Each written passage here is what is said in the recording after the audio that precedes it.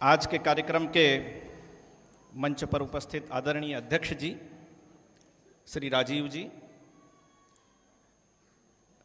पहले सत्र से ही लगातार हम सब लोगों के बीच में जिनकी बड़ी प्रेरक उपस्थिति है, ऐसे आदरणीय मानस मर्मज्ञ पंडित श्याम मनावत जी, जिनका अत्यंत प्रेरक उद्बोधन हम सब ने प्रथम सत्र के अंदर सुना है और जो दिन भर हमारी परिचर्चा चली है, वास्तव में उसका आधार उसमें निर्मित हो गया।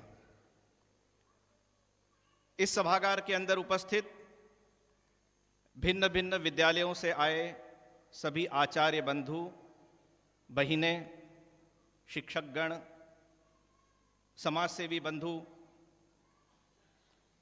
और एक बड़े ही महत्व के विषय को लेकर के हम सब लोग यहां एकत्रित हुए हैं, और वो है शिक्षा।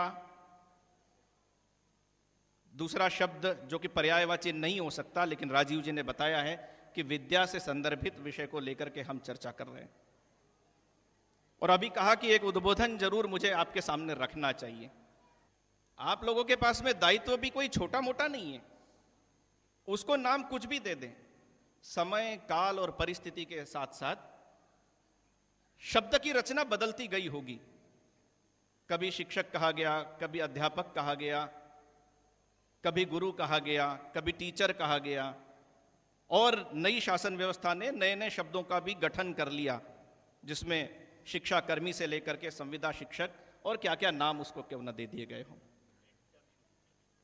नाम हमको कुछ भी दे दिया जाए, लेकिन भाव वही है, अंदर का भाव वही होना चाहिए कि हम गुरु हैं। भारत की जीवन पद्धति के अंदर, भारतीय जीवन परंपरा के अंदर गुरु और शिष्य, इसका एक अद्भुत नाता है। इसी में से हमारे देश का संपूर्ण विकास हुआ है। ऐसे ही हिंदुस्तान दुनिया भर के अंदर विश्वगुरु नहीं कहलाता था। तो वास्तव में यहां की एक पीढ़ी दूसरी पीढ़ी को अपना संपूर्ण ज्ञान दे देती थी, और जब देता था वो गुरु अपना संपूर्ण ज्ञान दे देता था, तब उसके मन को एक आत्मिक संतोष होता था। मैं तो चला जाऊंगा, लेकिन आने वाली पीढ़ी मैंने निर्मित कर दी। हम भले ही शिशु कक्षा को पढ़ा रहे हों या बड़ी कक्षाओं को पढ़ा रहे हों, लेकिन हम अक्षर ज्ञान तो नहीं करा रहे। हम दरअसल सही शब्दों में कहा जाए तो व्यक्ति का निर्माण कर रहे हैं। जो गठन होना चाहिए, एक बालक का गठन होना चाहिए। राष्ट्र का निर्माण यदि करना है तो वो भवनों से नहीं होगा, वो चौड़ी चौड़ी चमकीली सड़कों से नहीं होगा। राष्ट्र का यदि निर्माण करना है, उस राष्ट्र पर जीवंत जो घूमने वाला प्राणी है, जो उस राष्ट्र को अपना मानता है, जिसके कंधे के ऊपर, जिसकी बुद्धि के कारण से, जिसके कौशल्य के कारण से उस भूमि का विकास होने वाला है, उस भूमि के जनों का विकास होने वाला है, उस व्यक्ति का निर्माण, यह हमारा वास्तविक दायित्व है।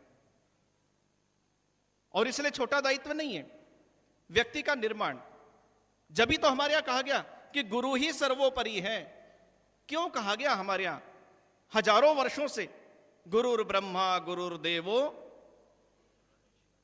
गुरुर साक्षात परब्रह्म कहा गया है। गुरु को और ईश्वर के समकक्ष रख दिया गया। क्यों? क्योंकि ईश्वर तो मनुष्य के शरीर का निर्माण करके भेज रहा है, लेकिन मनुष्य में मनुष्यत्व की भावना प्रकट करने का काम, उत्सर्जित करने का काम, उद्घाटित करने का काम, यह तो गुरु ही करता है। इसलिए गुरु के समकक्ष है। और केवल समकक्ष ही नहीं, कभी कभी तो गुरु से एक कदम आगे भी, भगवान से एक कदम ऊपर भी गुरु को हमारे यहां रखा गया। तभी तो कबीरदास जी महाराज कहते हैं कि गुरु गोविंद दो खड़े काके लागू पाए। समस्या आकर के खड़ी हो गई। एक तरफ गुरु खड़े हैं, एक तरफ साक्षात परमेश्वर आकर के खड़े हैं, और समस्या मेरे सामने ये आकर के खड़ी हो गई कि मैं किसको सबसे पहले प्रणाम करूं। जीवन भर जिसको प्राप्त करने के लिए सब कुछ किया है, वो साक्षात परमेश्वर है, लेकिन गुरु भी आ गए, किसे प्रणाम करूं? कबीरदास जी कहते हैं, बलिहारी गुरु आपनी जिन गोविंद दियो बताए। यदि गुरु ने मुझे रास्ता न बताया होता तो ये ईश्वर भी मेरे सामने साक्षात आकर के प्रकट मुझे दर्शन न देते।